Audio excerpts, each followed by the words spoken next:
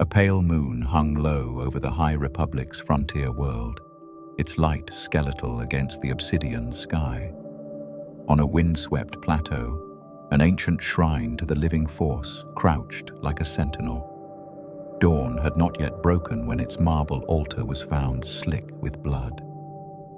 No storm had passed, yet crimson spattered every carved relief, pooling at the feet of etched deities long forgotten.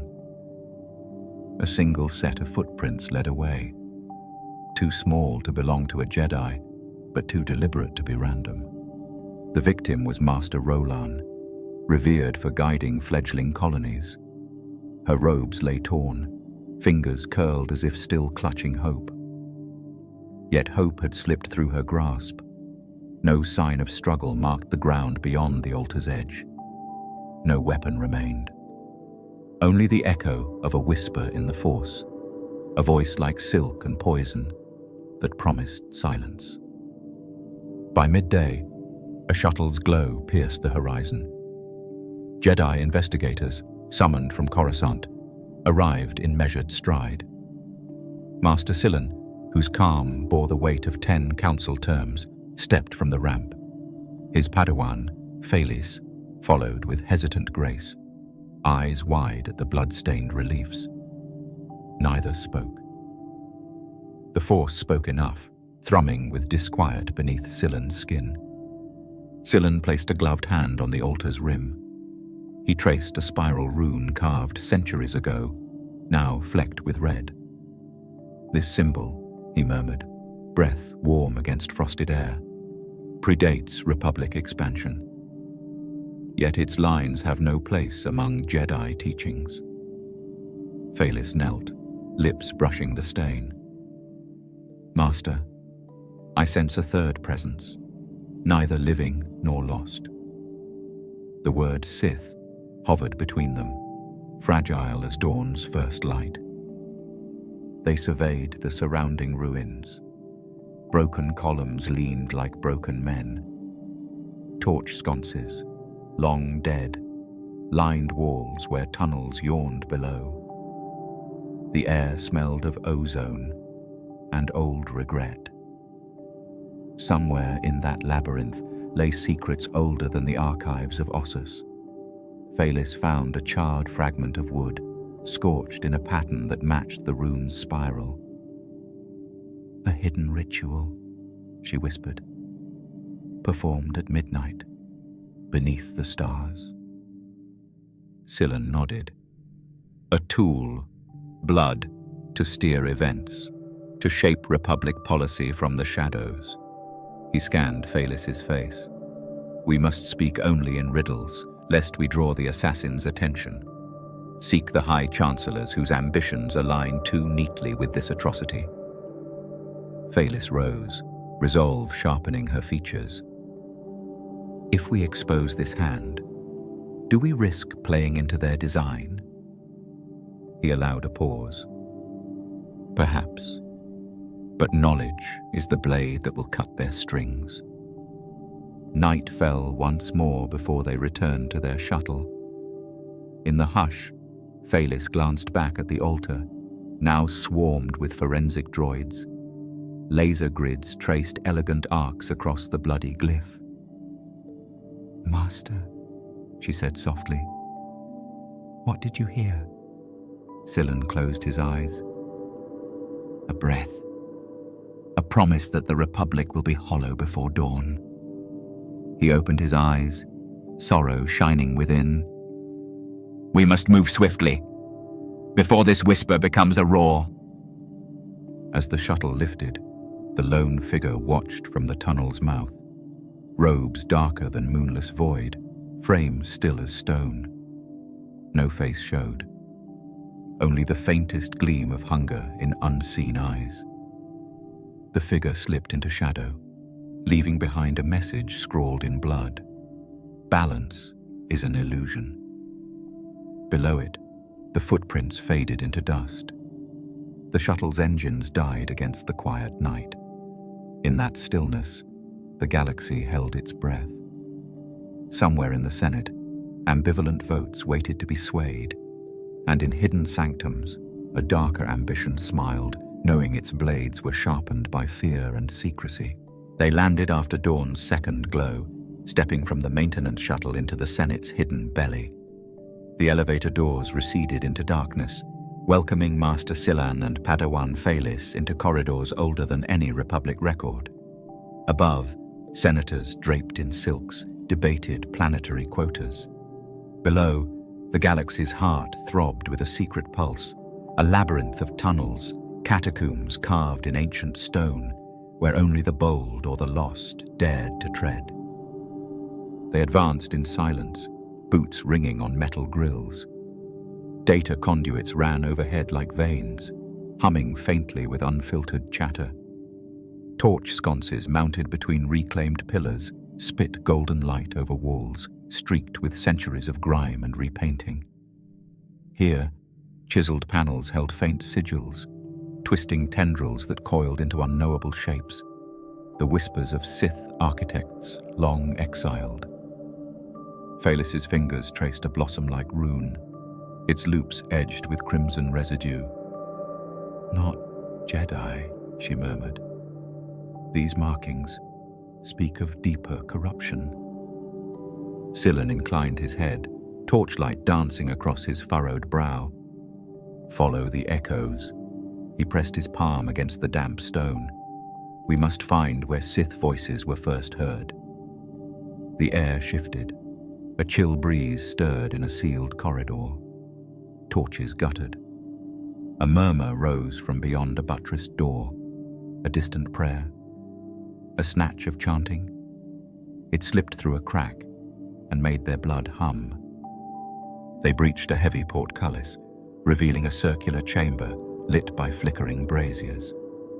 The walls bore concentric carvings of coiling serpents, pressing outward like the legs of an insect. In the center, a dais held ritual implements.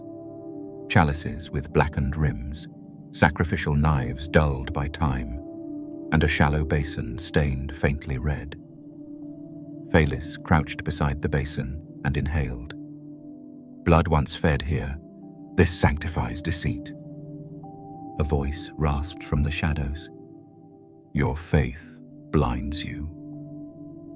They spun, lightsabers hissing to life. In a hidden alcove, a masked acolyte stepped forward, robes swirling. Behind him, two figures emerged, faces concealed, hands clenched around curved blades. Silan's torch revealed a third runic band carved around the vaulted ceiling, an enchantment designed to muffle the Force, to let only darkness thrive. "Who commands you?" Silan's tone was measured but firm. "Reveal these Sith, or I will end your defilement." A grin flickered behind the mask. "You chase whispers in these tunnels, Jedi, while our true master whispers through the Senate." The acolyte's blade flicked in torchlight, casting warped shadows on the runes. "By the time you reach the Chamber of Worlds, our puppets will have written you into myth." He gestured, and the other two lunged. Phalis spun, blade arcing like silver rain, forcing one back against the coiling serpent motif.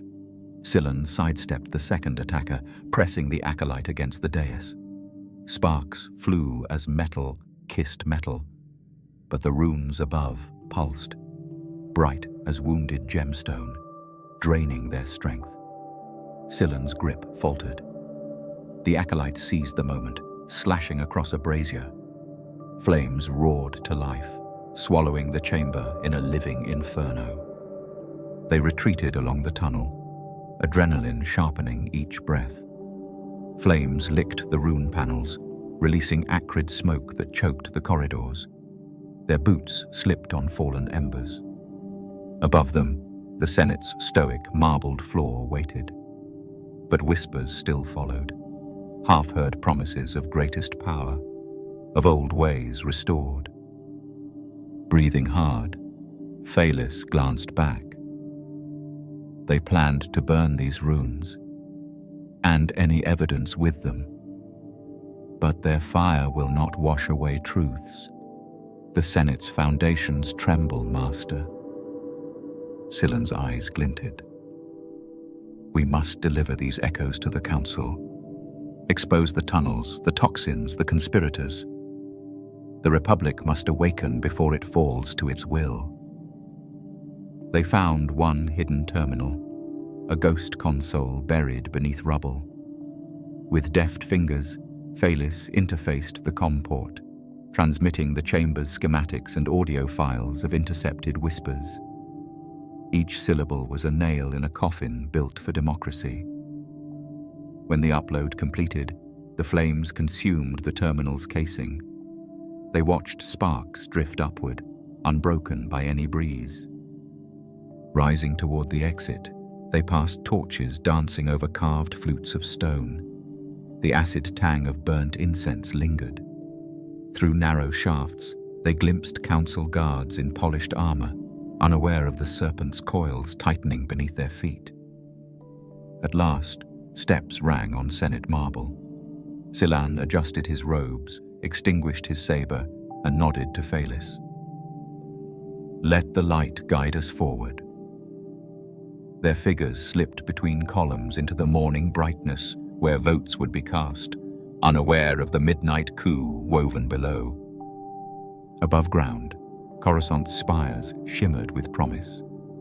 Yet beneath, a darker promise had been whispered, and would soon be heard by every senator on every world. Morning light found Coruscant's spires glinting over hemmed-in Senate balconies, the world's heartbeat drumming through marble corridors. As Master Silan and Padawan Plagueis carried their evidence skyward, another shadow had already slithered into the Jedi Order's ranks.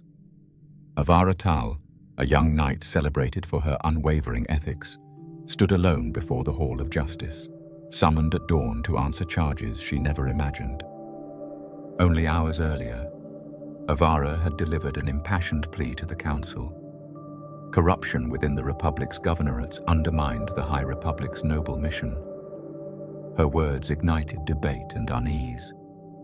Yet as her voice faded in the chamber, officials discovered traces of sabotage at the Coruscant core reactor, anomalous code fragments and skewed data logs pointing to her personal console.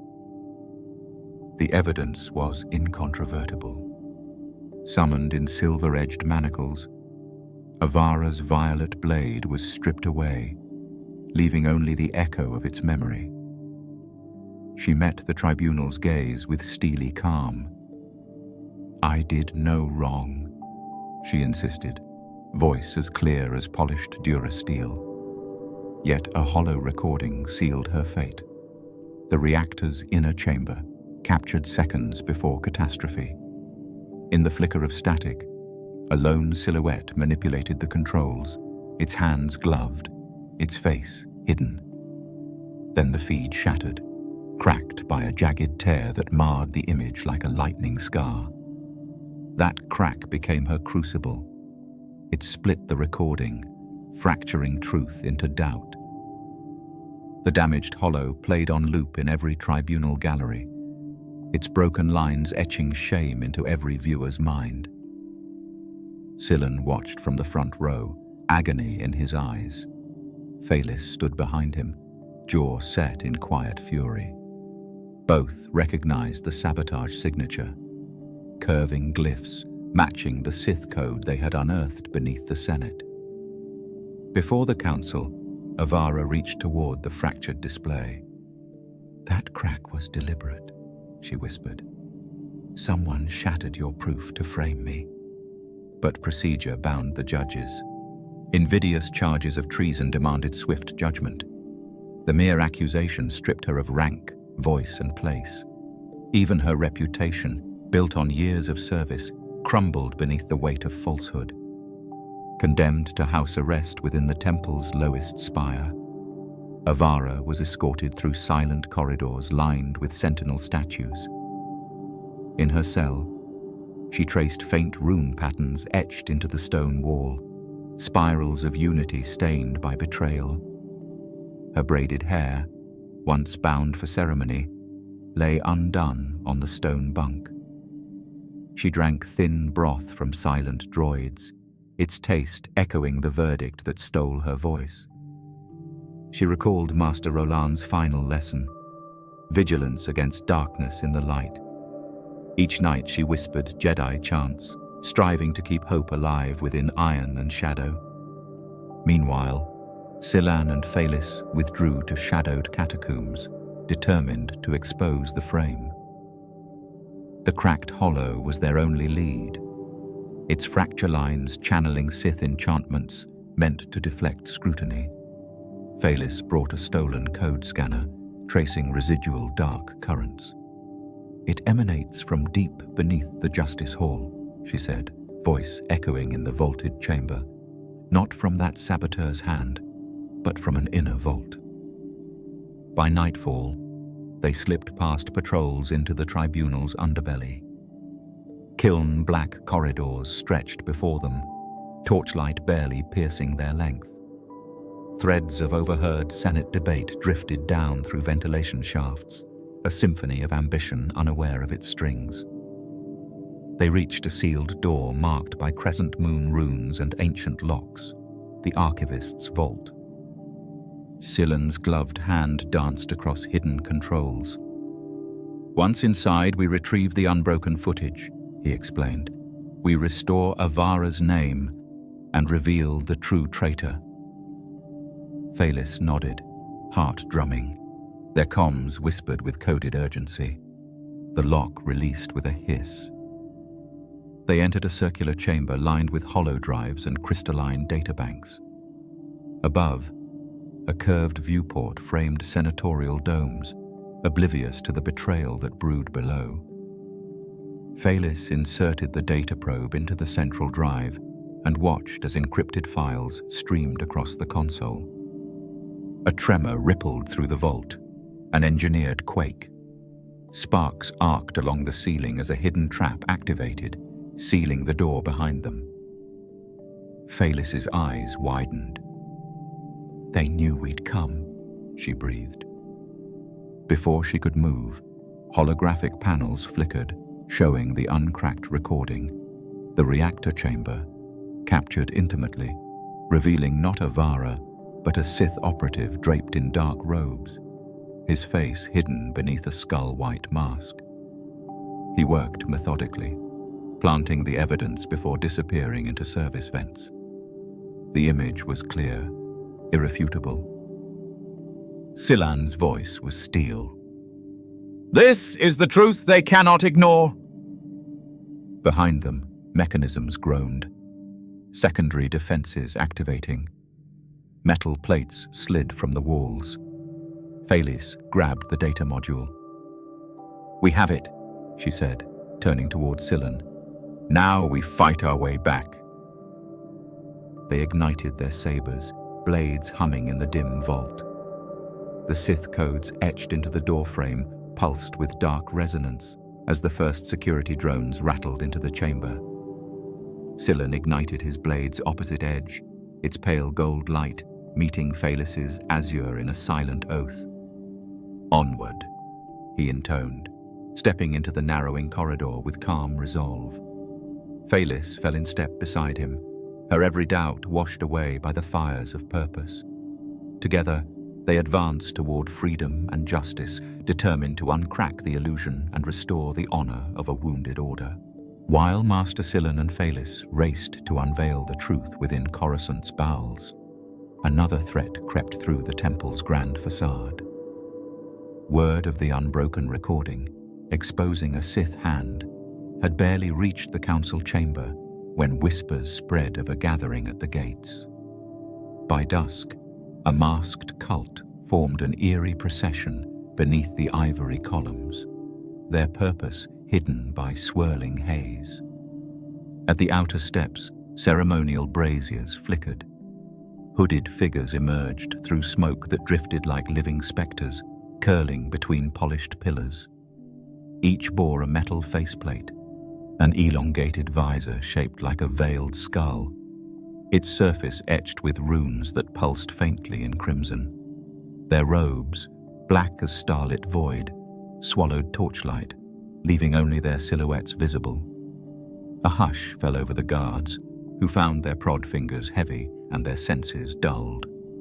Unseen by most, small devices nestled among the braziers hissed, releasing odorless mist laced with force-suppressing toxins. The vapors drifted upward, seeping through the intricate latticework above the gates. Moments later, breath came labored. Knights on watch leaned against marble, eyes unfocused. Their connection to the Force, normally a beacon of awareness, flickered, obstructed by the cult's engineered poison. The hooded ranks stepped forward in perfect silence, crossing the threshold where no unmasked visitor dared linger. Marble columns, carved with scenes of Jedi valor, now served as mute witnesses to this betrayal. Smoke billowed, drifting past reliefs of ancient masters as the cultists passed in solemn unity. Their footsteps, synchronized and soft, echoed through the grand hall's arched corridors, now empty of vigilance. Padawan Rena, posted near the main entrance, rubbed her temples, struggling to center her focus. The Force felt brittle in her chest, like a faint hum drowned by thunder. She staggered, staff saber still unlit, and watched the masked shapes glide by. "Master!" she called, but her voice betrayed her. When she turned, the corridor lay empty. The cult was already inside. Silan, returning from their narrow corridor triumph, reached the gateway atrium just as the entrance seals hissed closed. He found Phalis crouched beside Rena, supporting her underarm. Toxins, he realized. They used smoke to blind our senses. He drew deep breath, forcing the tainted air from his lungs. We cannot rely on raw perception. Inside, the cultists formed a ring around the temple's inner sanctum, where holocrons, archives, and secret annals were housed. At their center stood a hooded figure raising a ceremonial chalice. Crimson mist poured from its lip, coiling around the polished floor tiles. The ceiling's vaults captured smoke like stained glass, transforming mist into spectral chandeliers. Phalis ignited her lightsaber, its cerulean glow piercing the gloom. Silan summoned kinetic pressure to disperse the haze. Burning motes scattered in the air as he advanced. "Sith gas," he murmured. "Engineered to block force feedback while preserving motor control. A sophisticated trap." The lead cultist lifted the chalice. "We honor the old blood," a voice rasped from behind the mask, resonating with hidden modulation. "We reforge the temple in darkness, preparing the stage for the true heirs of power." He poured the remaining crimson liquid into the floor's mosaics, marking an unholy sigil that glowed with malevolent intent. Silan struck first, rushing the dais with disciplined ferocity. Phalis followed, sweeping sparks as her blade arced through the emblem. Cultists reacted, drawing wicked curved blades that hummed with dark resonance. Each clash released sharper clouds of toxin, forcing Silan to teleport his force shield to clear the air in front of him. Rena stumbled to her feet, igniting her own blade as she fought through grogginess. Blades sang, and shadows danced against marble. The ceremony's centerpiece shattered under Silan's blow, spilling dark gas that the Jedi swiftly contained with code spheres, forced bubbles of purified air. Phalis severed rune inscribed vials from the chalice's base, snapping them with precise blows. The masked figures recoiled. Their ritual broken, they retreated through side passages, knowledge of hidden exits unmistakable. Yet one remained. The chalice bearer. Silan advanced, torchlight catching the edge of its mask. "Who commands you?" he demanded. The figure paused, torchlight reflecting in jeweled runes. "A new balance," it whispered. The Jedi's certainty ends tonight. Then it vanished into obstructed corridors, leaving only a broken mask to clatter across the tiles. Silence reclaimed the hall. Plagueis extinguished her blade and knelt to gather the scattered chalice shards. "They know our temple too well," she said, voice low. "They planned this infiltration precisely." Silan surveyed the runic sigils scorched into the floor. "They aim to poison our order before it can strike back. We must purge every hidden chamber, secure every corridor." He pressed a data chip into Rena's hand. "Take this to the Council immediately. We cannot let whispers become dominion." As the masked cult's pall lifted from the temple gates, the first torchlight of dawn filtered through glass domes above. Marble columns stood cleansed but bruised. The Jedi, shaken yet unbroken, prepared to follow every hidden passage, flush out every shadow left by deception. And so, beneath the marble arches where serenity once reigned, the Order readied itself for a war fought in silence as much as with sabers, knowing that the next breath might carry smoke, or a new revelation that could shatter their foundations. In the silent heart of the Jedi Temple, the archives lay beneath vaulting arches, each corridor lined with holocron slots crafted of ivory and steel. Here, knowledge slept. Histories of the High Republic, star maps, and the intimate teachings of generations. But when Master Silan and Padawan Plagueis returned from the depths of deception, a new silence greeted them. Emptiness. A holocron door swung open, its locking rune dark. Inside, expectant grooves lay bare. Two others nearby bore the same vacancy. Scholars in white robes pressed trembling fingertips to the empty casings. "They've vanished," whispered Archivist Renlal, voice muffled beneath her cowl. "Without trace, without record." Plagueis crouched before the nearest slot. "These weren't mere texts," she said. "They were catalogued as forbidden lore. Sith alchemy, hidden in the darkest corners of the Order's history." She tapped the rim. "We found interviews with a long-lost scholar, crediting techniques no Jedi should possess." Silan's gaze flicked upward, where vaulted murals portrayed Jedi masters guiding new apprentices. Now the images seemed to watch with sullen reproach. If someone smuggled those records out, they know precisely what to remove and what we need to find. Archival droids stirred among the stacks, their mechanical arms whirring in anxious patterns. Their data portfolios blinked with warning lights. "Sir," a droid said, voice tinny in the hush. "Incoming subspace request. Encrypted." Silan nodded. "Open it." A projection shimmered to life above the console. Hazy pixels resolved into the pale face of a Jedi scholar known only as Kyle Demir, missing these past cycles. His eyes held urgent shadows. "If you see this," his voice cracked, "know that I uncovered a Sith grimoire buried beneath Ossus. They misstated its authorship, claiming Republic usage. I tried to expose the deception. They silenced me, but the techniques remain, embedded in texts you cannot trust. Seek the smuggler Varel in Lower Coruscant's quarter." Then the signal ended. The holocron slot's data purged with a final, sorrowful click. Plagueis's breath caught. "He risked everything to warn us."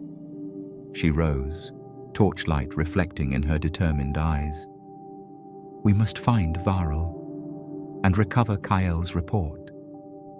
Silan placed a hand on her shoulder. "First, we preserve what remains." He gestured to the empty slots. "Mark every missing volume. Catalogue their titles from memory. Then we seal the archives against further theft." He swept a communicator. "Alert temple security. No entry without master-level clearance." Renlal bowed. "As you wish, Master." They worked swiftly, filling data chips with every title lost. Dark transmutation, force veil techniques, blood rune synthesis. Each name sounded more ominous than the last. In corridors once filled with whispered study, only shutters closed against prying eyes now clicked shut. Night fell, and torchlight dimmed to soft embers. Phalis guided Silan to a narrow staircase spiraling downward, an auxiliary exit used by researchers granted special dispensation. "To Dolores Street," she said, recalling Kyle's contact. "Varl runs a bookstall under the old spice market." Silan nodded.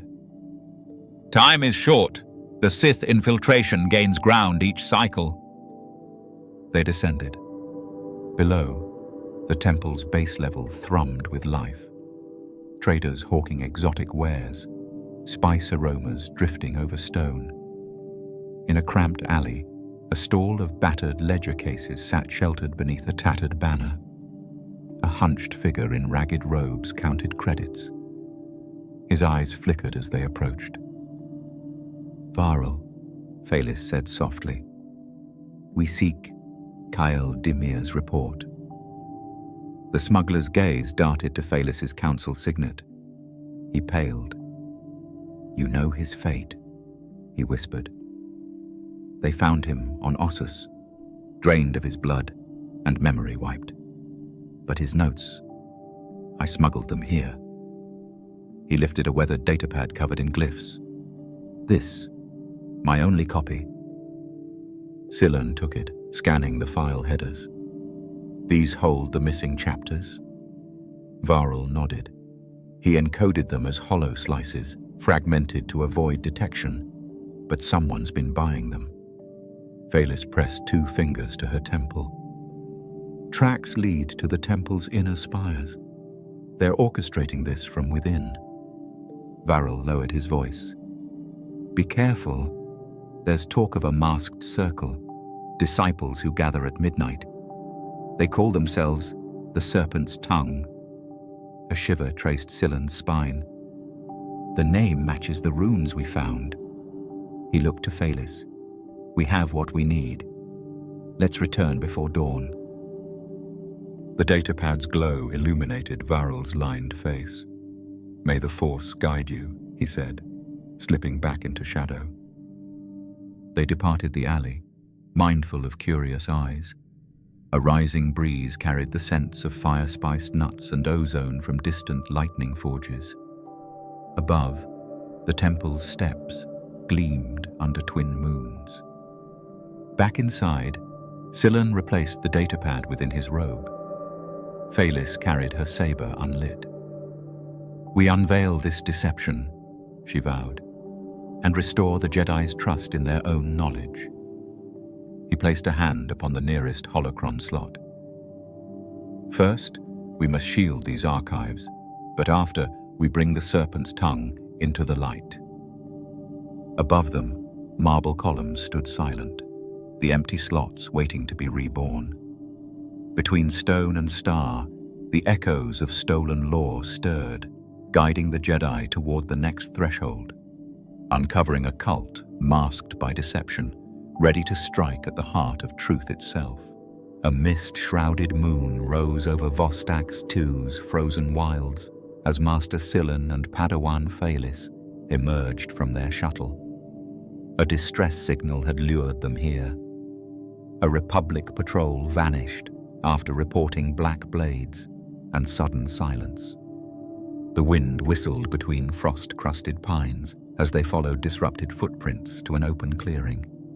At its center, a single black sword jutted from the ice, its hilt pulsing with a faint crimson glow. Vibroblade design was unmistakably Sith-forged, the metal engraved with cold glyphs known only from ruined temples. No hand grip, no sheath, just a shaft driven into the frozen ground like a grim monument. Phalis knelt beside it, frost stiffening her gloves. No sign of bodies, no trails beyond this point, she murmured, voice lost in the swirling fog. Silan pressed his palm to the blade's dark core. The force recoiled, bruised by malice. They ambushed the patrol without warning, he said, and left nothing but this. A soft crunch drew their gaze to the forest's edge. A lone trooper, uniform shredded, staggered forward, eyes wide with shock. He collapsed against a pine, breath ragged. Silan knelt, activating his med probe. No wounds. The man's armor bore no blade marks, only frost where injuries should have been. "They don't use ordinary weapons," the trooper gasped. "We heard steel." Then nothing. His voice faded. Silan rose. "They strike without warning or trace." Phalis pressed the trooper's arm in encouragement. "He'll recover. We must secure that sword." Above them, mist thickened into walls of ghostly white. From its depths, distant echoes drifted, soft footfalls and low chanting. Hooded figures advanced through the gloom, masks gleaming faintly in torchlight. Serpent-like runes traced their cloaks. The serpent's tongue had followed them here. Silan drew his lightsaber, its amber blade hissing to life. Phalis ignited hers, cerulean fire cutting through haze. The cultists formed a circle, weapons raised but silent. No challenge cry, only the hum of deadly intent. Silan advanced, his saber's light flickering across frozen embers. "Release the patrol, or face justice," he called. One figure stepped forward, lifting a chalice filled with viscous red fluid. With a slow tilt, he poured it onto the clearing's frost. The liquid hissed, vanishing into tendrils of vapor. "Blood and fear," the masked leader intoned. "Fuel for our shadows." He tapped the black sword's pommel. "This is but the first sacrifice." Phalis lunged, but the mist roared, hiding the cultists' movements. Silan carved an arc through vapor, forcing acolytes back. Blades clashed, each strike ringing clear. No scorch marks, no splinters, just clean cuts that evaporated in the cold air. The Sith blades severed branches and armor alike, then left the wounded to vanish into the snow. The patrol's survivors would be next. Phalis seized the chance to shatter a flask at the leader's feet. The red mist surged, then recoiled from her saber's purified light. Silan sprinted, grasped the black sword, and slammed it against an ancient pine. Its glow dimmed, the hilt's pulse slowing under his force grip. The cultists hesitated, then melted back into the trees, vanishing with a final hiss of flame and shadow. The mist parted, revealing smashed supply crates and empty compods. The trooper stirred, eyes blinking against the dawn's weak light. "They left. That's all," he whispered. Phalis extinguished her blade. "We must study this weapon. Its craftsmanship reveals their forge." Silan nodded, hefting the black sword. "Take it to the archives. If we learn how it was made, we can trace its origin." The trooper rose on shaking legs. "I'll help." He snapped to attention, duty restored in his eyes. Above them, the fog retreated beneath Vostax's pale sun. Footprints led back toward the shuttle and the path to truth. But the memory of those vanished patrols would not fade. The Sith had shown how easily life could be erased. No wound, no trace, only silence and fear. As they departed the clearing, Phalis looked back at the empty sword's resting place. "They hunt in shadows," she said. "We must be faster." Scylan's hand closed on the blade's cold hilt. "Then we hunt them, before another world succumbs to silence." They returned into the forest's hush, bearing a single black sword and the resolve to end its curse. In the sanctum above the archives, Master Scylan and Padawan Plagueis paused before a frost-veiled window that framed the council's hidden chamber.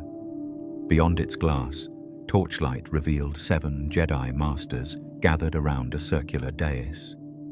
The black sword lay on a low plinth, a silent testament to dangers stalking the Order. Scylan unrolled a data scroll. "Esteemed masters," he began, voice echoing in polished stone. "We present proof of a dual onslaught. Cultists beneath the Senate and Sith steel striking on mist-shrouded plains. We've lost patrols without trace. Our own gates were penetrated by toxin. The Serpent's tongue weaves through Senate ducts and temple crypts alike." A hush fell. Master Thalson, veteran of the hyperspace wars, folded his robes. A darkness crawling beneath marble and mist. This reeks of external evil. Sith we deemed dead are stirring underground. He touched the frosted pane as if to feel that betrayal beyond.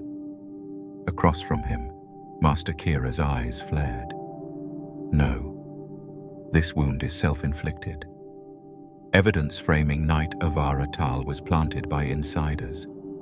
When we distrust each other, the Sith need not approach." Her accusation hung heavy in the still air.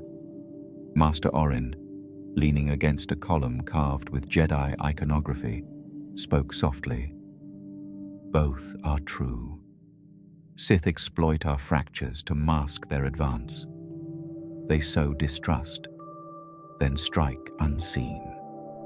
His silhouette merged with frosted runes as torches swayed. Master Lysara held a crystalline vial filled with red residue. This toxin at the gates, foreign to Jedi alchemy, disabled our guards. That is external sabotage designed to blind us. She met Scylan's gaze. "We must seal every vent and hallway with anti-toxin sweeps."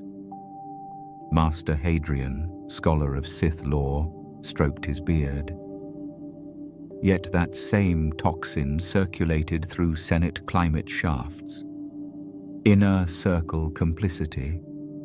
Someone high above empowered them. He tapped the scroll, indicating matching runes in the catacombs and corridors. Silence settled, heavy as stone. Each master weighed the evidence. Beyond the frost, Coruscant's lights gleamed, an oblivious world unaware of this frail debate waged in hidden heights. Scylan placed the black sword on the marble table. "This weapon kills without wounding. No wounds, no corpse, only fear. It embodies the threat, present, before we even perceive it." Plagueis stepped forward with calm resolve. "We propose a unified task force.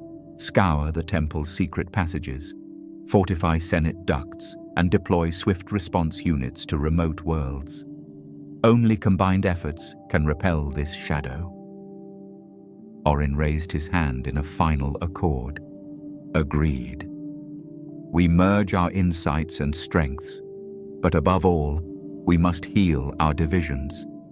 If we fracture, the Sith will consume us from within." One by one, each master inclined. A silent pact forged in candlelight.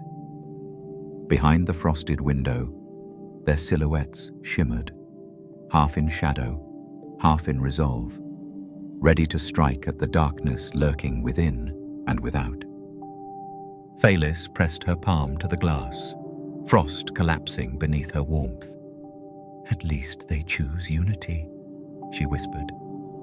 Scylan's hand closed over hers. "Unity will be our blade." As the conclave dispersed, Corridors were lined with silent statues.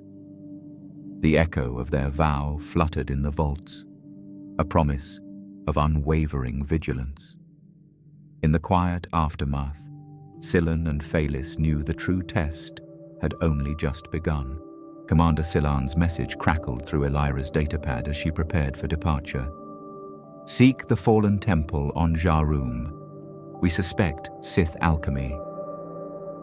Now, alone in the docking bay, the Padawan donned cold weather gear and silenced her comlink. The shuttle's engines hummed, carrying her to a world forgotten by Republic charts. She emerged onto Jarum's ashen plains beneath a sky of charcoal clouds. Winds carried dust like silver ash across her visor. Each step toward the ruin sifted through brittle soil, stirring echoes of ancient worship, long twisted by dark science. At the shattered gates, Elira paused. Carved reliefs of a smiling goddess bore scars and vines black as obsidian. Lantern light wavered in the gloom. The air reeked of rot and chemical tang. She felt the force pulse, uneven, agonized, and gripped her saber's hilt for comfort. She followed fractured pathways into the ruin's heart. Frosted carvings, once radiant with blessing, now flexed beneath creeping vines. Their inky sap dripped into runic channels, feeding corrupt alchemical circuits hidden beneath stone. A soft hiss drew her to a circular chamber. In its center, an ancient face carved from living rock stared blankly ahead. Veins of crimson sap traced its features, eyes, lips, temples, evoking a perversion of the divine. Elira knelt and placed her palm on the cheek. The face's cold surface trembled, and a wave of sorrow nearly felled her. She whispered a quiet prayer, anchoring her resolve. Beyond, the basin awaited. Its ornate rim, once gilded, was now inscribed with Sith runes. A thin film of mercury blood swirled across its depth. Elira lit her saber. Its violet glow glanced off fragments of glass and metal. Vials broken, ritual blades dulled with age. She recognized the symbols: life subjugation, pain-forged power, and the blueprint for corruption. Then, from the basin's center, the black sword rose, a perfect column of forged night. Its pommel gleamed with faint red pulse, telling of energy bound by cruelty. Elira reached for it, heart pounding. The Force whispered warnings, yet the blade called to her curiosity. She lifted it with the Force, the ground quaking beneath her. In that instant, vines lashed out, whip-like, hungry. Elira ignited her saber and struck a tendril. Dark sap showered the air, its acrid stench searing her senses. She spun, arcs of violet light carving arcs through the growling darkness. Steel met shadow as vines attacked with serpentine speed. Elira sliced through one, then another, but they reformed, knit by alchemical will. She retreated, pressing the black sword against a wall. It hummed, draining her strength as she severed binding roots with her lightsaber's tip. Knowing she could not purge every strand, Elira withdrew a data crystal and dropped it into the basin. As it sank, the crystal transmitted vivid hollow snapshots, runic inscriptions, alchemical vessels, and the corrupted visage. A tremor rocked the temple. Stone pillars shuddered. Vines recoiled, clutching at broken tiles as the crystal completed its upload. She dashed past swirling columns, mist crowding her path, heart pounding with each echo. The shuttle's alarm whined, and Elira sprinted across frost, vines reaching at her cloak. She cleared the final arch as the ruin groaned, sealing its dark heart behind her. Aboard the shuttle, She watched Jarum recede. She pressed the comm. Masters, I bear proof. A forgotten shrine poisoned by Sith alchemy. Vines crawl with noxious intent, and a dark blade consecrates its ritual. We must cleanse this blight before it spreads. She sealed the message, gaze fixed on the distant haze. Below, the world remained silent, but its corrupted soul would soon be exposed. Elira exhaled slowly, recalling each flicker of darkness in the shrine's heart. In the Force's quiet, she sensed both sorrow and malice intertwined. The data crystal's dim glow carried hope. The Jedi would truly return with cleansing flame. As distant stars winked through the viewport's haze, she vowed no hidden ruin would remain tainted. The Order's light would heal broken stones and banish the alchemist's poison forever. A chill wind swept across the grand plaza at dawn, stirring mist around the spires of the Jedi Temple. Word of Elira's revelation on Jarum had barely spread when a battered shuttle docked at the southern ramp. Inside, Padawan Kaylee Vess stumbled down the ramp, clutching her saber hilt as if anchoring herself to reality. Her robes were singed and stained, face pale with exhaustion and fear. Whispers hushed in the corridors as she was led before the council chamber. Master Orin, still shaped by the debate in hidden heights, stood to receive her. Padawan Vess, he intoned gently. We heard your beacon. Tell us what you witnessed. Kaylee inhaled raggedly, voice trembling. We were surveying the Outer Rim's border, near the ruins of Vostax 9, when we were attacked. She pressed one hand to the dais, knuckles white, and drew a shuddering breath. No warning, no sound. One moment we marched in formation. The next, shadows swept through us. Senator turned Master Lysara leaned forward, eyes widening. Shadows? Kaylee nodded, voice barely above a whisper. They moved like mist, not flesh. They passed through the wind without stirring it. She clenched her lightsaber's hilt. Fingers trembled so violently the blade's guard rattled. No footsteps, no trace on the ground. Yet each of us felt a blow before we vanished. A slave pearl of dread cooled the chamber. Master Thalson exchanged a glance with Master Kira. Beyond the frost-veiled windows, Coruscant's skyline gleamed, oblivious to this dark revelation. Kaylee continued, eyes distant. Second Master Joran fell first. His body appeared later, no wounds but inanimate. Then two more disappeared entirely. Only I remained, thrown clear by a silent force, and found unconscious among corpses that bore no kill marks. Pain flickered across her features. I dreamed of a voice chanting in ancient Sith tongues, promising that life itself would yield to shadow. Sillun pressed his palm against his chest, as if to steady his racing heart. You felt the force drained from the bodies, he said, voice low, and the attacker wielded no weapon, only darkness. The Padawan's eyes flickered to his. Yes, she whispered. A presence that was there and gone.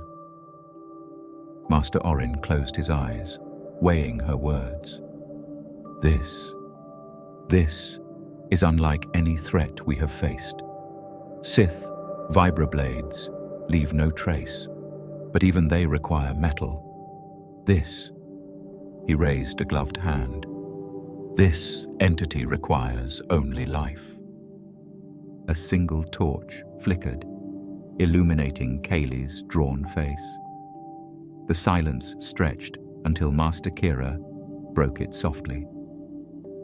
We believed the Serpent's tongue was limited to cultists and relics. But here, her gaze swept the circle. Here we confront something without form or footprint. We must adapt our defenses. Kayleigh's breath caught. It felt cunning, like it knew our minds before we could react. It struck those who hesitated, then faded like a ghost. She swallowed. I beg you, send others to find survivors.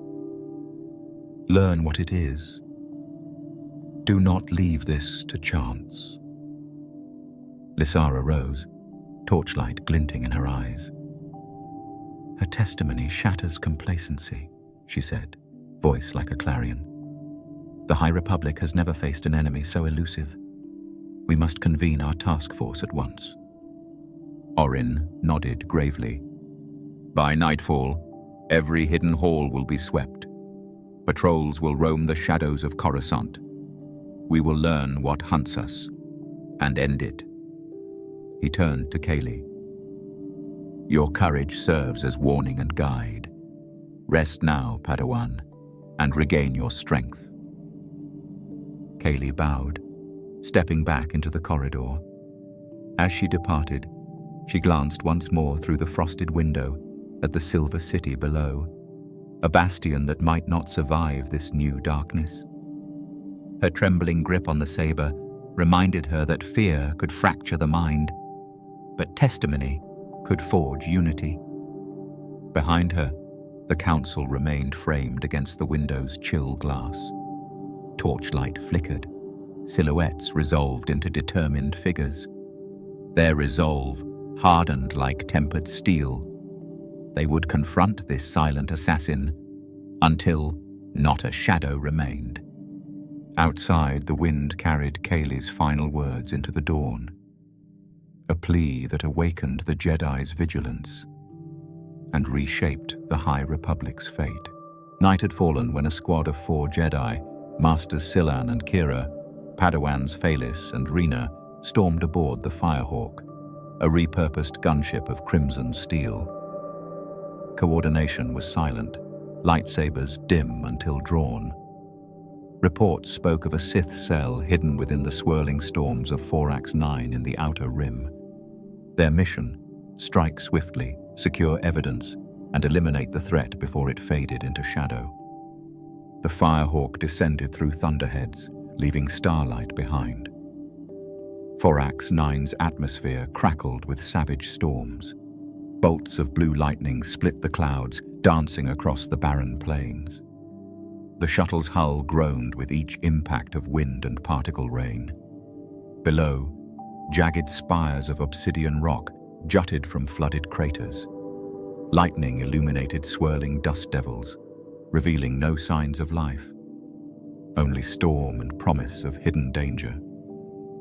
At the drop zone, the Jedi disembarked into chaos.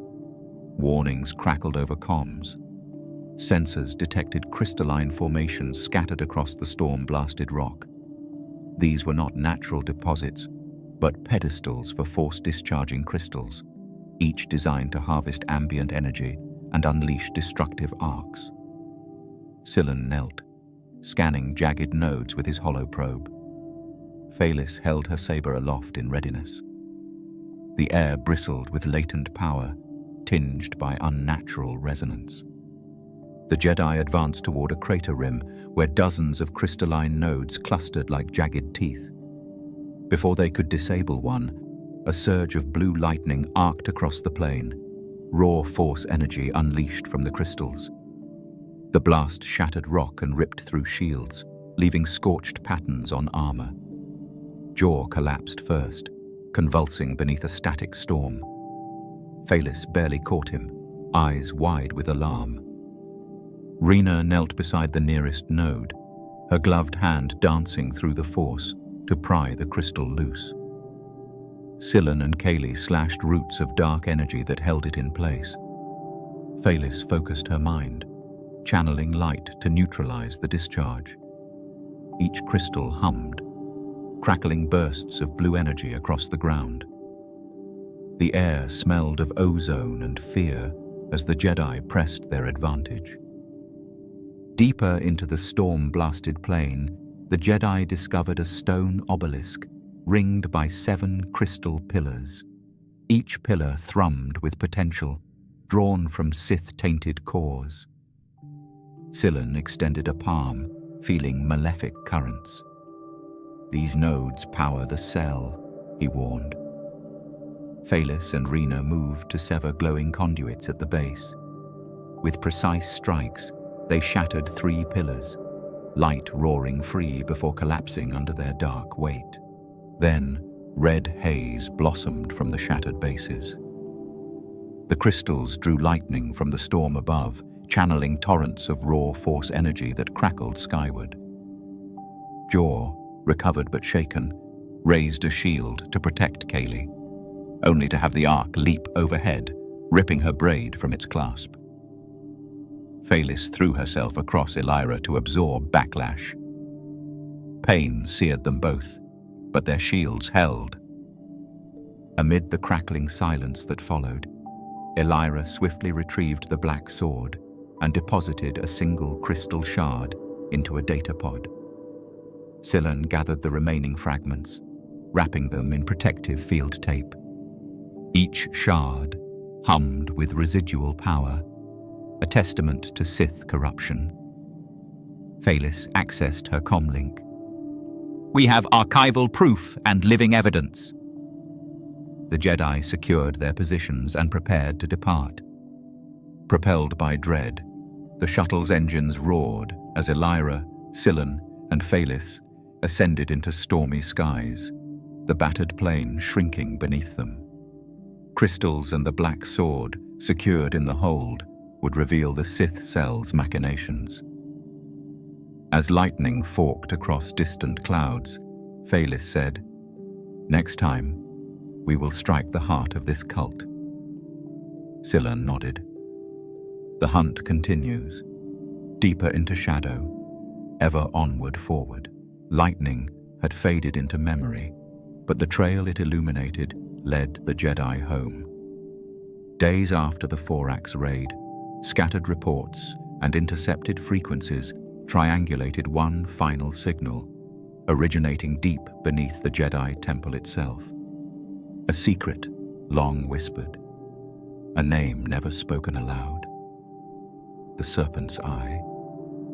In the temple's under foundations, beyond sealed halls and forgotten ossuaries, an access gate flickered open at midnight.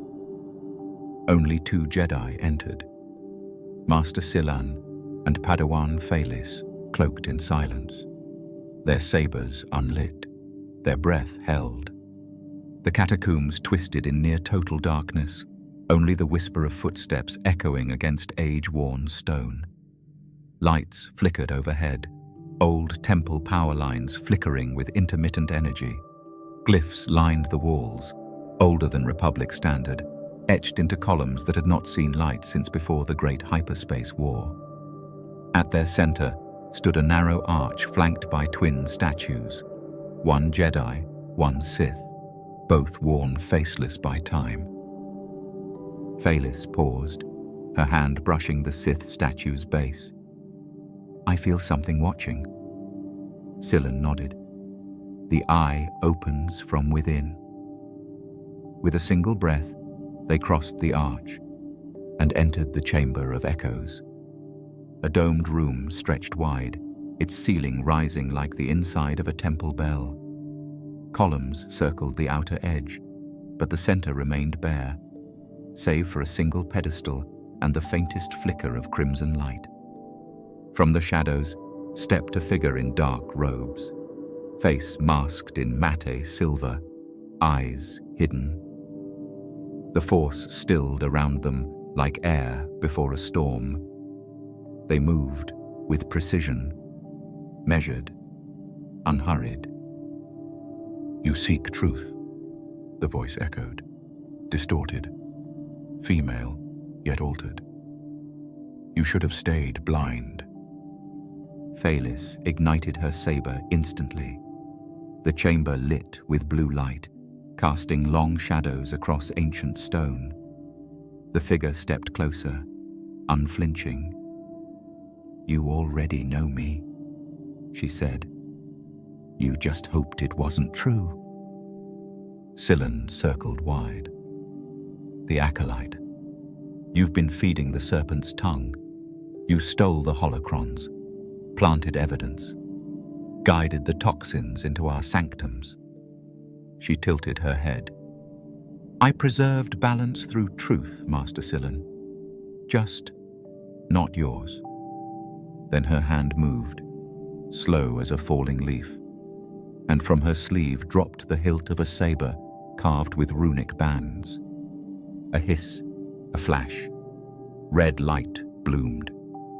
The scarlet blade bathed the chamber in blood-hued glow. Phalis froze. In the assassin's mirrored visor, she saw her own stunned reflection, alongside the blazing saber, reflected in twin pupils, visible now behind the mask's lower slats. Recognition flared like fire. "You were Jedi," she whispered. "I trained with you at the Pillar Gardens." The assassin lowered the saber a fraction. "Once, before I listened." She struck. Blade met blade in a thunderclap of energy. Phalis held fast, pressed back as the assassin's strikes moved with clinical fury. Scylan moved to flank, golden saber lighting the rear columns. Sparks erupted as stone shattered and robes whipped in the eddying air. The assassin leapt and spun, force-fueled, parrying Scylan and redirecting toward Phalis. Each strike was a lesson.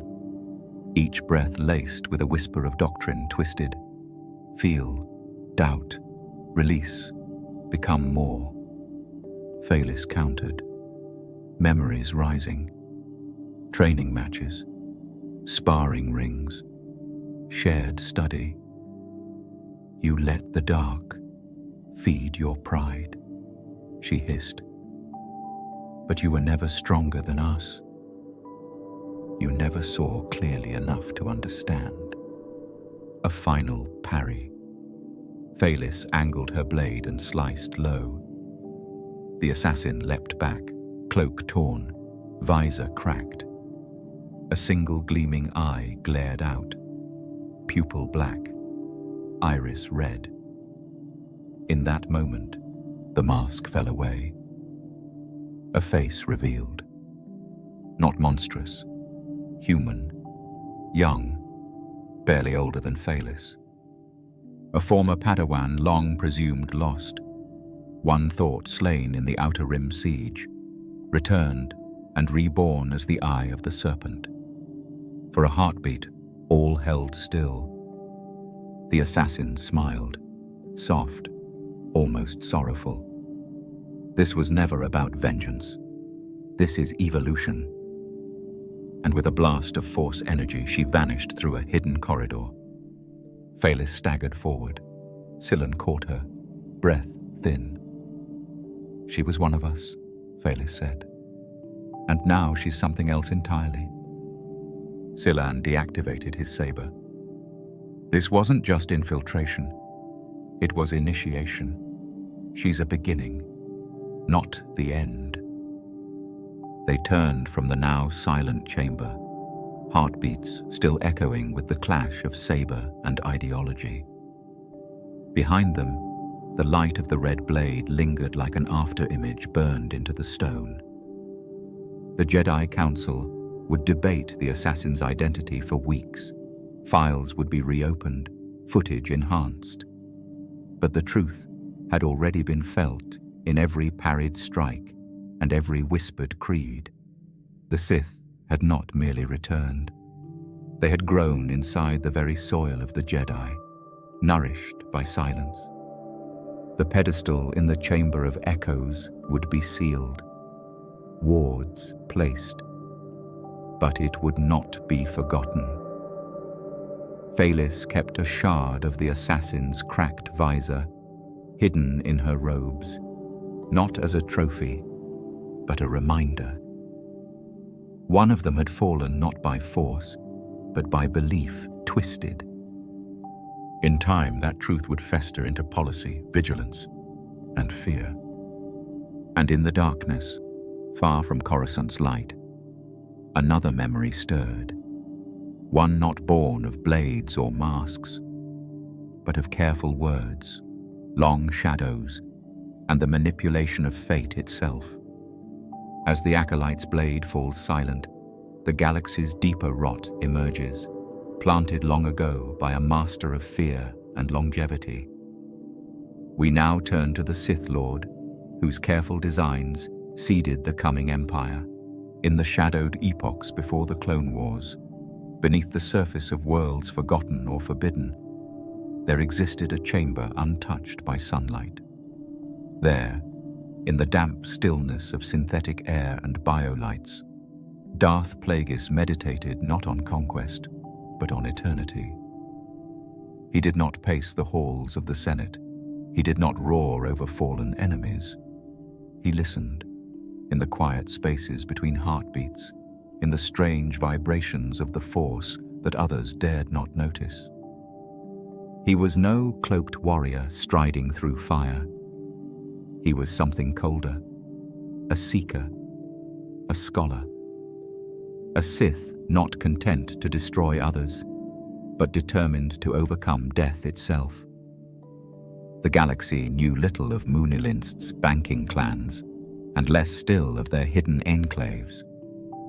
Plagueis, born Hego Damask, was raised among ledgers and logic, trained to calculate interest across centuries. But beyond fiscal prophecy, he hungered for the forbidden.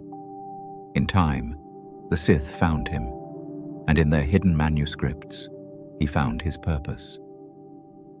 His study led him beyond Sith dogma. On the edges of wild space, he hunted ancient texts locked behind encrypted holocrons. Many so old, even the Sith Lords of old dared not unseal them. His obsession deepened when he learned what the Jedi never fully grasped. The midichlorians, microscopic life forms entangled with the Force, were not passive. They could be shaped. So he built his sanctum beneath Sojourn, in a sealed vault of biotic glass and magnetic shielding. Here the walls pulsed with rhythmic light, matching the heartbeat of specimens suspended in fluid. Test tubes coiled through the ceiling like veins. Some contained rare ichor drawn from Force-rich worlds. Others shimmered with the broken essence of creatures bred in twisted alchemy. To those few he permitted entry, it resembled a necromancer's workshop. It was closer to a cradle. For Plagueis believed he was giving birth to a future where no Sith need die, where the will of one could bend not only minds and empires, but life and death itself. He mapped midichlorian colonies inside blood samples, manipulating their density through carefully tuned sonic resonance and chemical stimulation. He watched as test subjects, humanoid, clone, even animal, resisted aging, then withered all at once when balance slipped. The Force was not pleased with his arrogance. More than once, the lab's glow dimmed without cause, the test tubes frothing into rage. Yet he persisted, undeterred. Rumors whispered of his travels to Mortis, the realm beyond time, where embodiments of the Force, father, son, and daughter, had once ruled. Few believed the dimension could be accessed again. Fewer still knew Plagueis had tried. Through hollow fractures, he studied reality's distortions where time unraveled and mortality weakened. Survivors of those excursions spoke of hours stretching into centuries and of visions that lingered when he returned. Eyes unblinking, mind quieter, his presence heavier. He returned to Sojourn and changed nothing of his approach, only refining it. Fear is a path to death, he once intoned. One experiment outlasted the others. A life form constructed of manipulated genes and Force-infused cells survived its own decay. It lived in stillness, suspended in biogel, eyes open, but unseeing. Plagueis regarded it not as failure, but as question. "Does it dream?" he asked aloud. "And if it does, can I dream through it?" The living sculpture responded only to his presence, its heart pulsing in time with the vault's lighting. For days he studied its silent vigil, searching for clues to imprint his consciousness onto its form. But when he attempted to bind his essence, the bond snapped, leaving him drained and haunted by glimpses of other existences. Sometimes he woke in his meditation chamber surrounded by shattered glass and flickering holocrons, destroyed not by intrusion, but by a force reaction he could not name. He wondered if life itself pushed back. In parallel, he explored mechanical extensions of his research, sentinel droids infused with dark side rites. In hidden workshops beneath Abora's volcanic surface, he fused alchemical compounds into wiring harnesses. These constructs obeyed without question, their servitude anchored by arcane rituals. He tested whether such vessels could host fragments of consciousness, another pathway to transcendence beyond flesh. And still, he pressed onward. In time, he would take a student, an eager vessel for both power and politics. He would nurture that apprentice in economic cunning and interstellar intrigue, withholding the secrets forged in Sojourn's depths. Some truths, especially those born of immortal thirst, were too potent to share at once. Plagueis never spoke of legacy. He spoke of permanence. He sought to author not just policy, but fate. Not just empires, but existence itself. Beneath the glowing breath of biolights among the whispering tubes, he sang his hymn, life unending, not by miracle, but by method. The galaxy did not yet feel the consequence. But already, in the subtlest currents of the Force, a ripple had begun, one that would soon crash upon the stars. Even as Plagueis pursued immortality in his hidden sanctum, his fingers traced silent patterns across Coruscant's highest councils. Power, he understood, flowed not only through the Force, but through ledgers, decrees, and whispered confidences in gilded corridors. And there, he found his greatest instrument, young Sheev Palpatine of Naboo. The boy senator arrived on Coruscant as an idealist wrapped in silvered rhetoric. Lords and ladies admired his measured cadence. Delegates warmed to his polite humility. Yet Plagueis glimpsed the steel beneath, the still center of a perfect storm. He summoned Palpatine to a concealed suite above the Senate Plaza, where the endless cityscape shimmered like a starfield. Two cloaked figures crossed the threshold, one young, the other ageless, both reflections in polished obsidian. "Influence is not seized," Plagueis whispered, voice drifting like a breeze through columns. "It is invited. Create a vacuum, and others will rush to fill it." His words curled around the senator's mind, planting seeds destined to bloom in political soil. Their lessons began simply: observe. Palpatine sat in open committees cloaked as listener, noting which delegates commanded deference and which wore ambition like armor.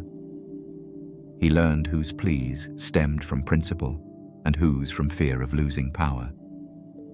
Plagueis provided dossiers, profiles of voting blocks, credit histories of planetary representatives, even personal vices concealed from public view.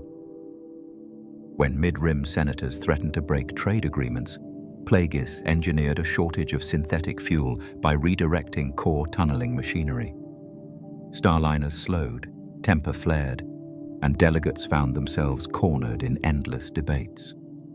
Into that breach Palpatine stepped, offering emergency reform legislation drafted in Plagueis's hand. Minimal concessions, maximum oversight. He spoke of unity, of saving thousands of lives, and won applause when senators ratified measures that bound their own voices. No public record linked Palpatine to the chaos he quelled. Such credit belonged to unseen committees, convened at Plagueis's urging, then quietly dissolved. Political analysts praised the young senator's empathy, calling him a diplomat for turbulent times. Only Plagueis smiled at the true outcome. In one secret session beneath the Senate's sublevels, Plagueis guided Palpatine through the labyrinth of Republic finance. Holographic charts of revenue streams and trade tariffs shimmered in the gloom. Always present yourself as servant, the master instructed, but ensure every servant answers to you. A gentle modulation of budget allocations here, a slight increase in security levies there. Each adjustment funneled credits into shell corporations controlled by moon proxies. Worlds grew quietly dependent on loans they could not repay. Senators appointed as overseers owed Palpatine their livelihoods.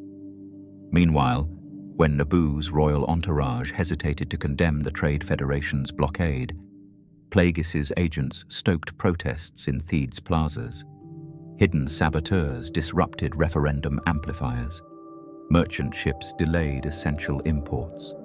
Discontent swelled. From the stage of an emergency session, Palpatine denounced lawlessness cloaked in commerce and called for sovereign oversight.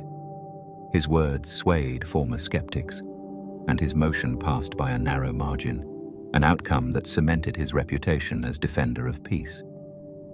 At each turn, Plagueis honed Palpatine's public persona. "Compassion is your greatest illusion," he confided in hushed tones during their observatory meetings. "Show mercy, but withhold its depth. Let them thirst for your grace." Palpatine learned to drape his amendments in noble language while constricting liberties at their roots. He spoke of fairness, even as he reshaped laws to favor concentrated power. Senators praised his integrity. Only Plagueis knew the true ledger. Their gatherings grew rare yet more charged. In the Chancellor's private meditation suite, usually reserved for quiet reflection, two silhouettes leaned over a table strewn with holodiscs. City lights blurred behind them as they traced the next shift in policy. An outstanding proposal to reform the Senate's membership quotas, quietly designed to amplify core world influence at the expense of outlying systems.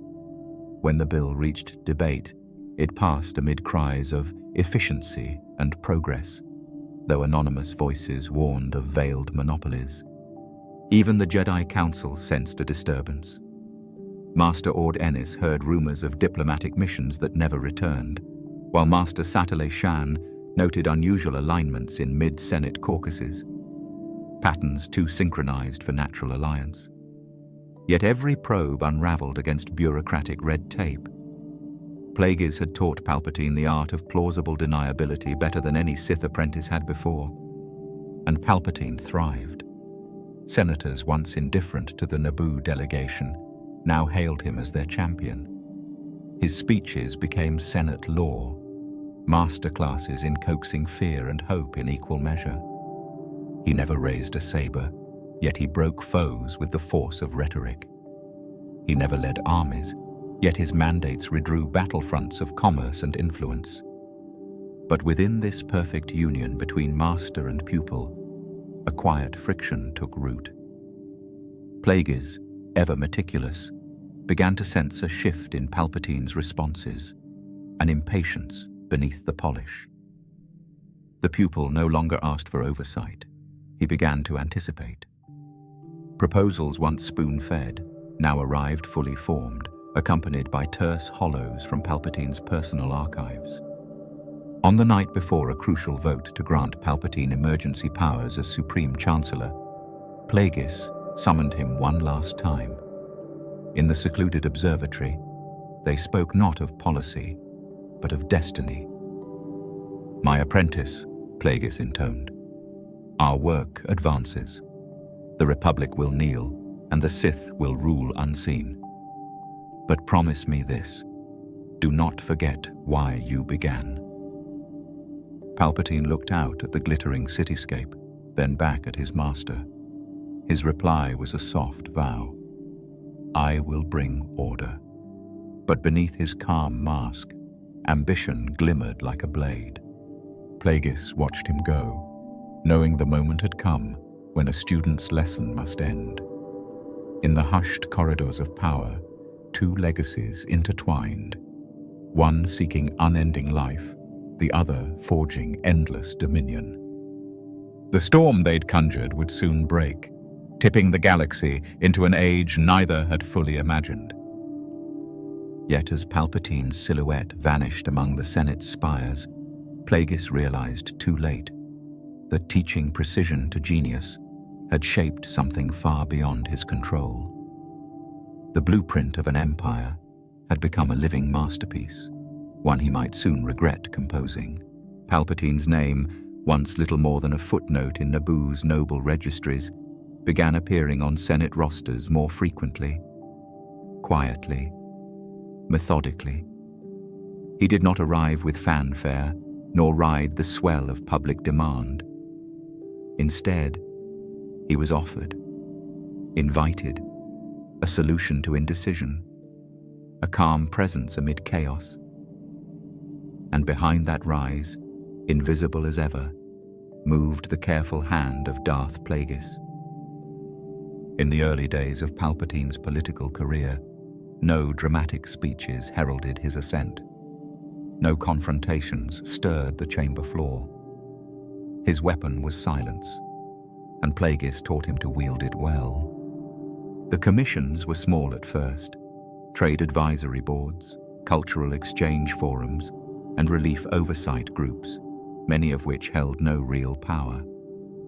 But Plagueis knew these minor stages were perfect proving grounds. Within these dull sessions of committee procedure and bureaucratic minutiae, Palpatine refined the arts that would one day unmake the Republic. He learned when to speak, and more importantly, when not to. He mastered the rhythm of subtle approval, the surgical use of a well-timed objection, the art of influence without ownership. Others believed they had made the decision. In truth, they had merely followed the gravity he created. Behind every appointment came Plagueis's shadow.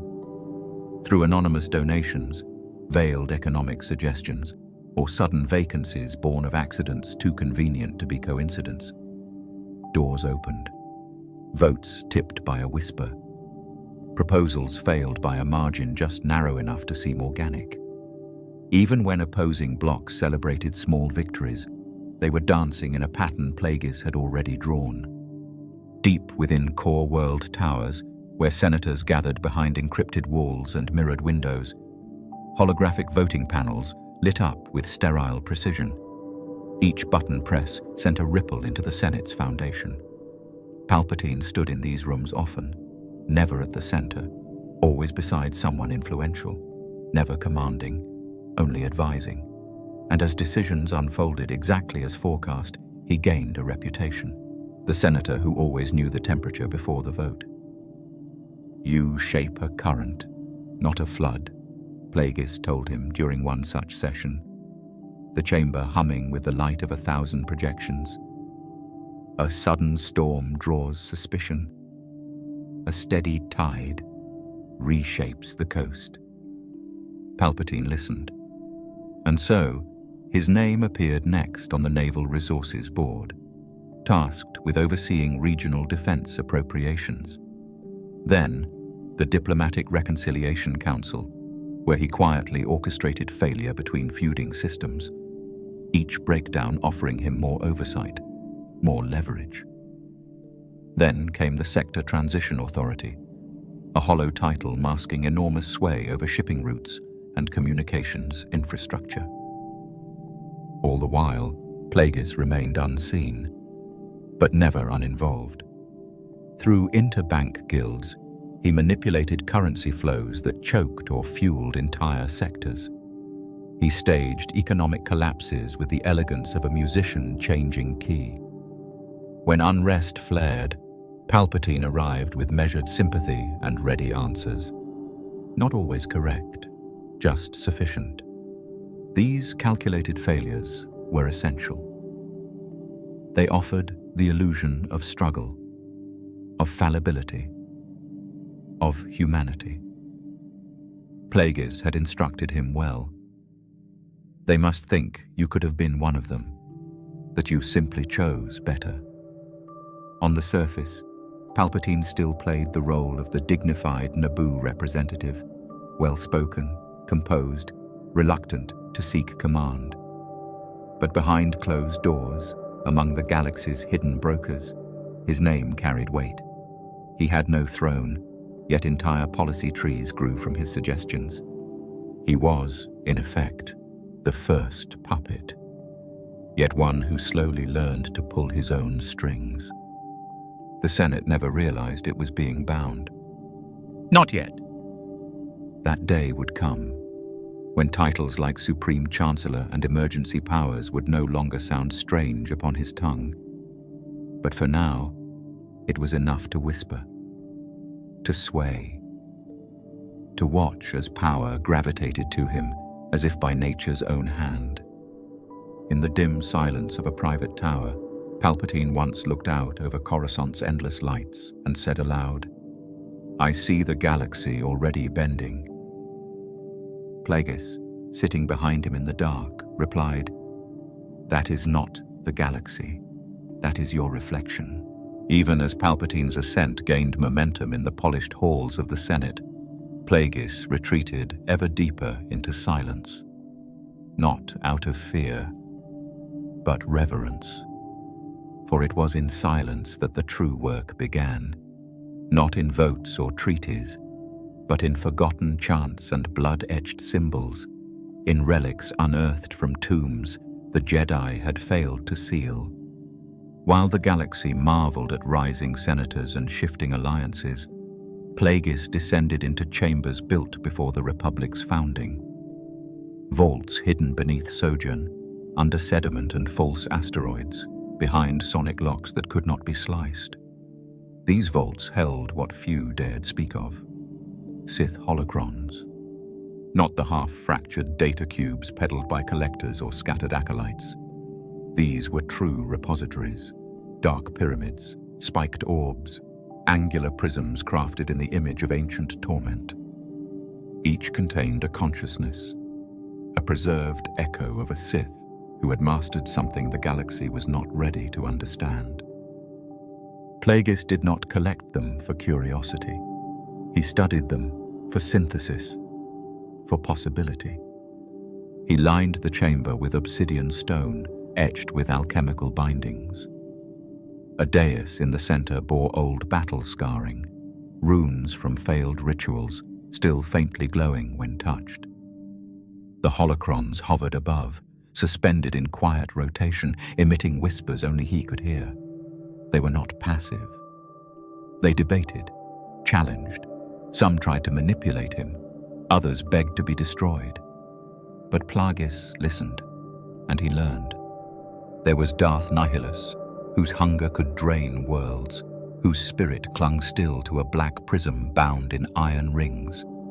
Darth Tenebrous, whose own research into midi-chlorian influence sparked Plagueis's earliest questions, now reduced to mocking laughter in crystalline echo.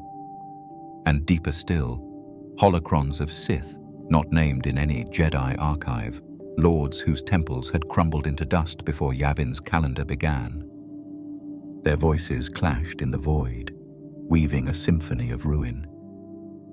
Plagueis recorded each theory, dissected each contradiction.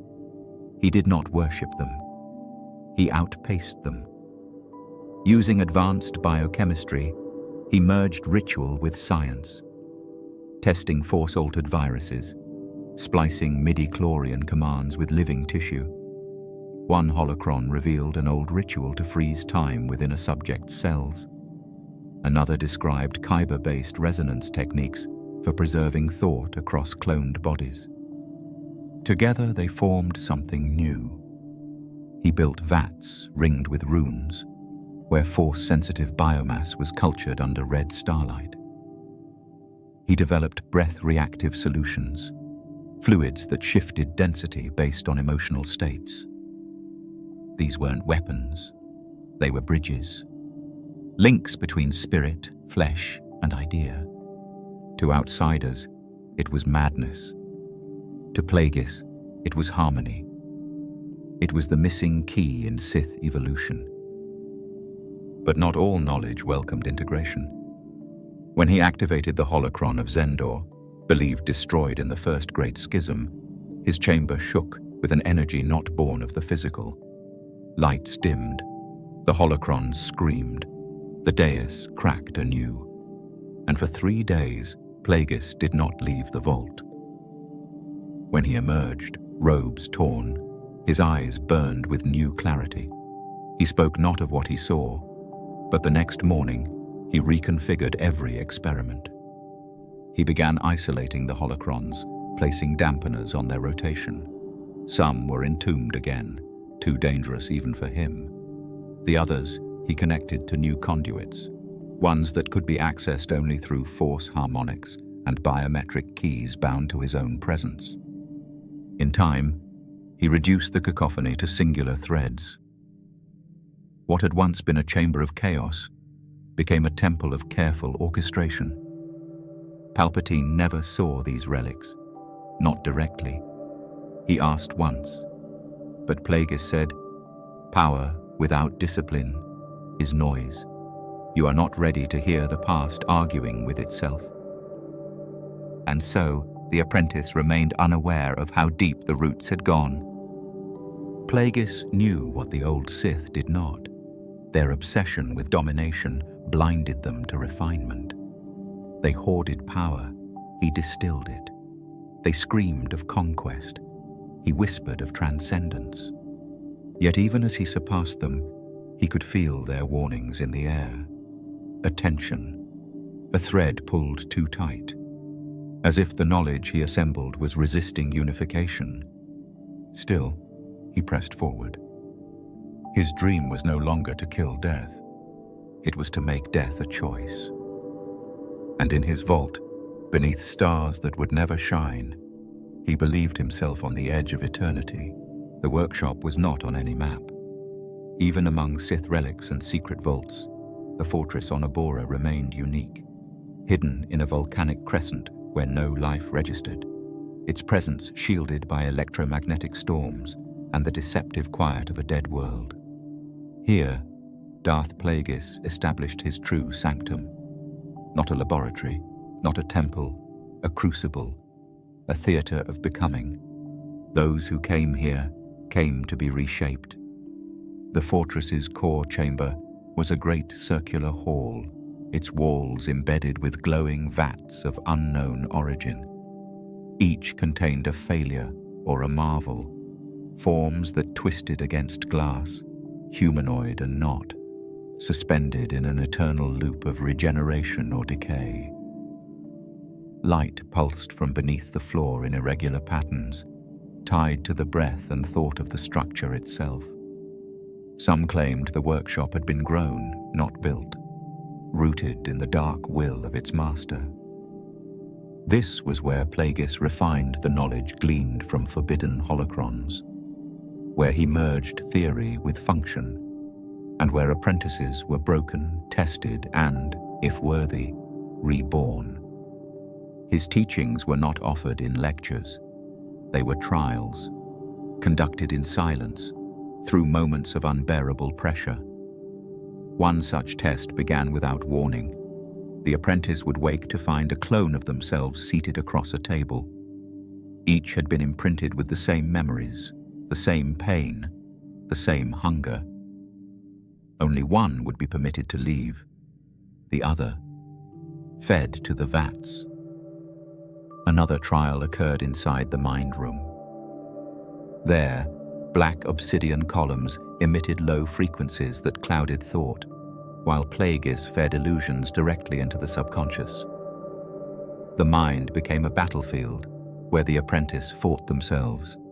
Shadows of failure, imagined betrayals, even distorted echoes of Plagueis himself whispering doubts. Those who resisted the projections learned to shield their thoughts. Those who succumbed were reprogrammed and tried again, or discarded. In this chamber, memory lost meaning. Apprentices aged without aging. Some claimed to see visions of the future or the past, or fragments of both converging in dreams they could no longer wake from. Plagueis took careful note of those who cracked. He studied failure as keenly as success. And then came the trials of prolongation. These were reserved only for those who had endured every other torment and emerged sharpened. They involved exposure to force-saturated biofluids derived from Plagueis's earliest research into midi-chlorian manipulation. The process was unstable, extending life in some cases, accelerating decay in others. But the point was never merely survival. It was transformation.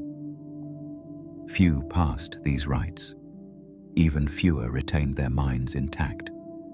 Throughout it all, Plagueis watched, not with cruelty, but precision. He considered himself less a master, more a composer. Every scream, every failure, every flicker of resistance or revelation was a note in his grand symphony. He kept no traditional Sith archives here, no grand statues of self-glorification. The only monument was the chamber itself. The vats, the corridors, the echoing halls, all bore witness to decades of shaping potential into purpose. His purpose. Palpatine visited only once. Brought in under storm and silence, the young politician was escorted through the passageways. He said nothing as he passed the vats, his eyes lingering on the forms within. When Plagueis showed him the mind room, he simply bowed his head and said, "I do not need to enter. I have already learned to become the lie." Plagueis had smiled slightly.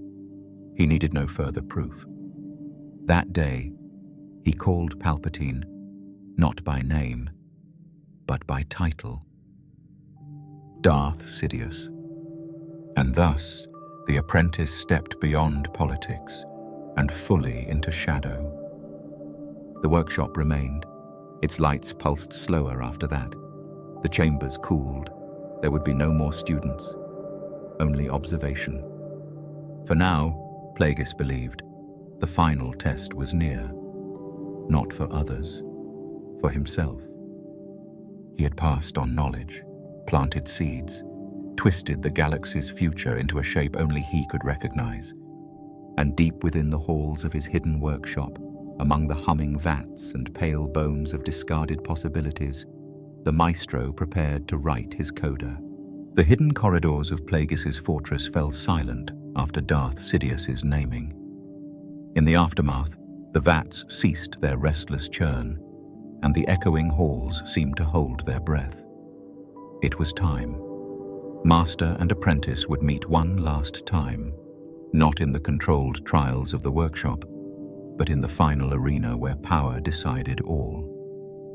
Palpatine moved through the shadows, footsteps soft on obsidian floors. At the heart of the fortress, an antechamber awaited, a circular room ringed by Gothic arches and columns, slick with condensation. A pale glow spilled from a central dais. There, Plagueis stood, his robes drifting in the faint luminescence.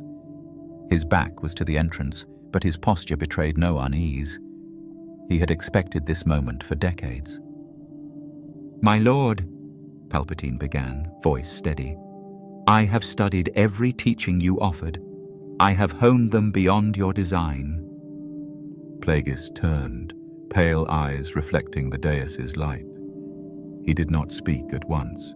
He examined the apprentice who had surpassed every trial, who had absorbed every secret and transcended the teacher's own limitations.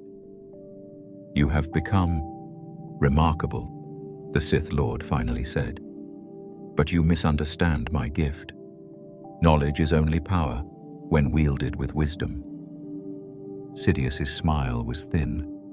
He ignited his saber then, a blade of crimson that cut through the half-light. The glow painted two faces onto the walls, one sculpted by years of hidden study, the other molded by unrelenting ambition. "In wisdom, you taught me patience," Sidious whispered, saber humming. "In ambition, I learned the truth." He stepped forward. Plagueis remained still, letting the blade's light dance across his age-lined features. The apprentice advanced, each step echoing. His resolve was unwavering. "I will not fear the darkness within. I will command it." Plagueis raised an eyebrow. "And you believe killing me seals your destiny?" With a sudden surge, Sidious lunged, blade slicing through the air. Plagueis ignited his own saber, a deep violet shimmer, and their crimson and violet arcs met in a shower of sparks. The clash rang through the chamber, a violent counterpoint to the fortress's usual hush.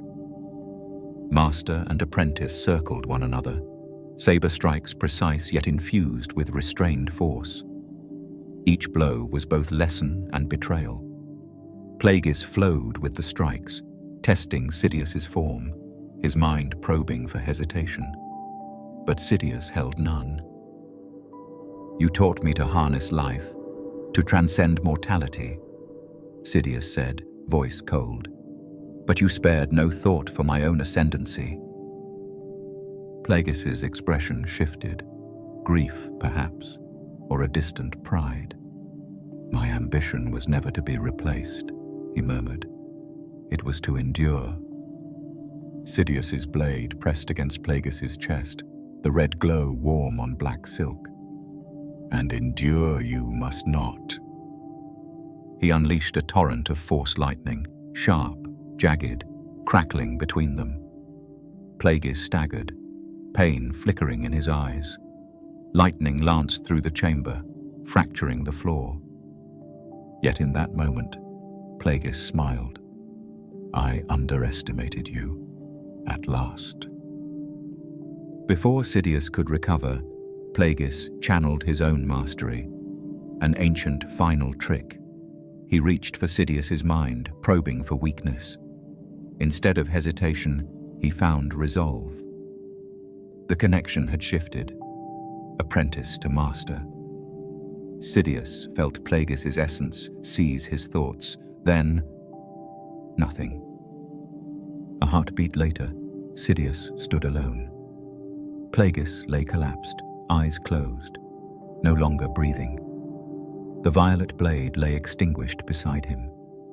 The red glow died last, sputtering like a dying star. Sidious deactivated his saber, the snap echoing.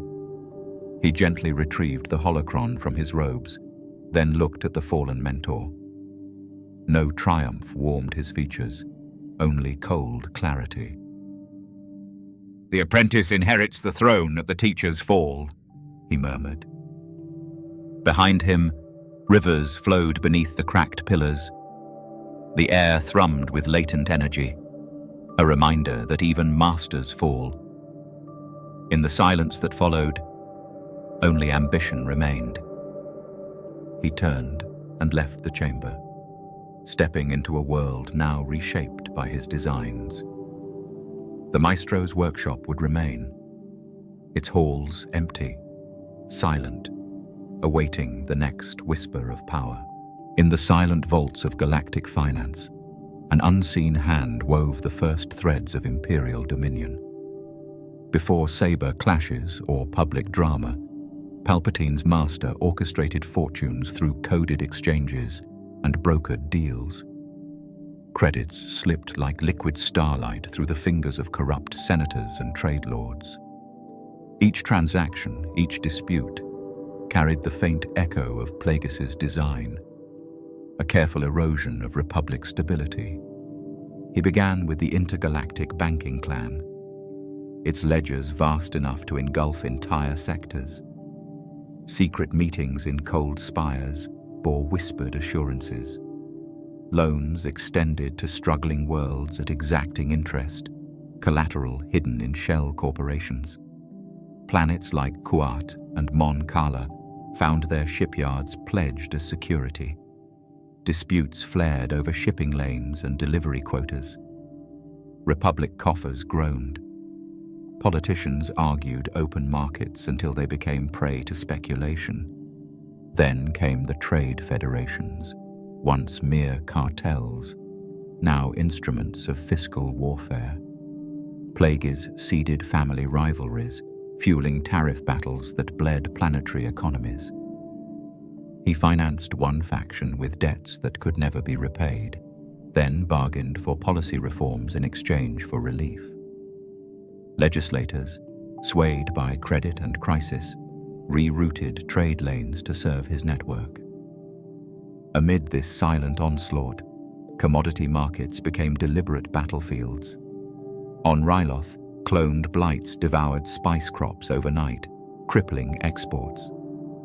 Chandrila's silk cargoes rotted in stasis holds, blamed on system failures. Prices soared, provoking emergency grain shipments and material loans from Republic reserves. Palpatine's speeches lauded his benevolence. His treasury processed relief credits, unknowingly tightening Plagueis's invisible noose. Techno-union contracts were inflated and paid from hidden Sith accounts, binding industrial guilds to Plagueis's design. World Bank officials noted rising insolvency rates among planetary governments, but each report was buried beneath agendas. Plagueis planted advisors in banks, guiding risk assessments to favor Republic bonds.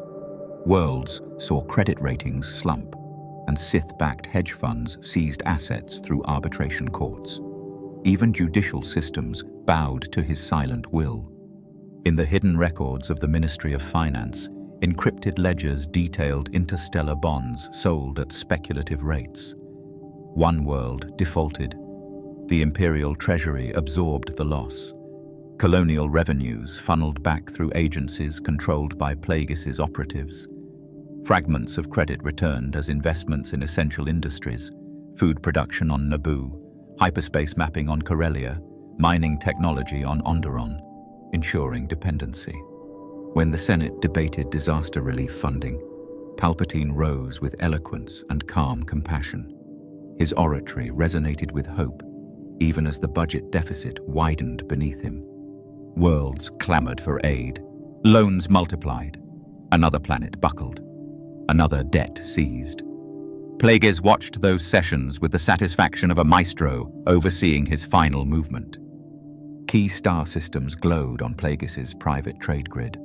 Blinking nodes over Ord Mantell, Cato Nemoidia, Seleukami. Credits flowing through intricate channels, each pulse charted and categorized.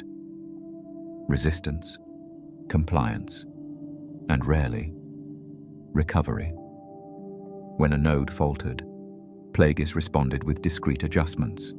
An interest cut here, a sudden commodities shipment there, or a staged embargo to spur demand. Each move widened his sway. Even the Jedi, preoccupied with whispers of Sith cults, felt tremors of these ripples. A mission to secure medical supplies against an outbreak became mired in trade disputes engineered by Sith intermediaries. By the time the Council intervened, markets had shifted, and Republic negotiators chased ghosts. When Plagueis died, his economic web did not unravel. The syndicates bound to his design continued to function, their leaders unaware of the dark architect now gone. The trade federations and banking clan upheld policies favorable to Sidious's emerging empire. Economic levers once hidden became visible as they sealed the galaxy's fate. Many Republic systems were already indebted. No fleet blockaded them. Servitude was purchased through credit and crisis. In those blinking trade grids, the seed of empire sprouted, and Republic's final days were written in red.